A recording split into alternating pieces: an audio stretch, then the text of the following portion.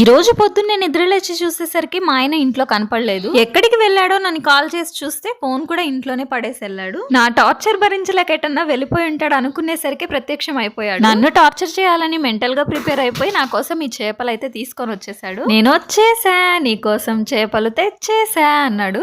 ఆ చేపలు చూడంగానే నాకైతే ఏడుపు ఒకటే తక్కువ అవుతుంది. మా అందరికి చేపలు అంటే చాలా ఇష్టము. మరి నీకు ఏడుపు ఎందుకు వస్తుంది అంటున్నారా? ఆ చేపలు క్లీన్ చేసి కూర వండే లోపల మా ఆయన మాట్లాడే మాటలకి వస్తుంది ఏడుపు. నీట్ గా క్లీన్ చేయాలి, తెల్లగా మెరిసిపోవాలి అని ఎన్నెన్నో మాట్లాడుతుంటాడు. ఇన్ని మాట్లాడే బదులు ఒక చెయ్యి వేయొచ్చు కదా అంటే ఇట్స్ నాట్ మై డ్యూటీ అంటాడు. చేపలు క్లీన్ చేయడానికి అంత ఏడవడం ఎందుకు, అక్కడే వాళ్ళు క్లీన్ చేసిస్తారు కదా అనుకుంటున్నారా? వాళ్ళు జస్ట్ పైన పొలుసు తీసి కట్ చేసిస్తారు ముక్కలు ముక్కలుగా. నువ్వేం చేస్తావో నాకు తెలీదు, చేప ముక్కలు తెల్లగా మెరిసిపోవాలంటాడు మా ఆయన. వాటిని అలా క్లీన్ చేయడం స్టార్ట్ చేసిన తర్వాత ఆఫ్టర్నూన్ లంచ్ టైం దాటిపోయినా అసలు ఆశ్చర్యపడిన అవసరం లేదు. నాకు తెలిసి చేపల్ని ముక్కలు కట్ చేయక ముందు తోలు తీసేస్తేనే ఇంకా నీట్ గా కనిపిస్తాయి. కానీ ఇక్కడ మార్కెట్ లో అలా చేసివ్వరు కదా మనకి, ఇంటి దగ్గర అయితే అలా చేస్తుంటారు. పెళ్లికి ముందైతే ఒక్కసారి కూడా నేను ఈ చేపల క్లీనింగ్ అస్సలు చేయలేదు. ఇప్పుడు మాత్రం తప్పటం లేదు. నచ్చితే సబ్స్క్రైబ్ చేసుకోండి.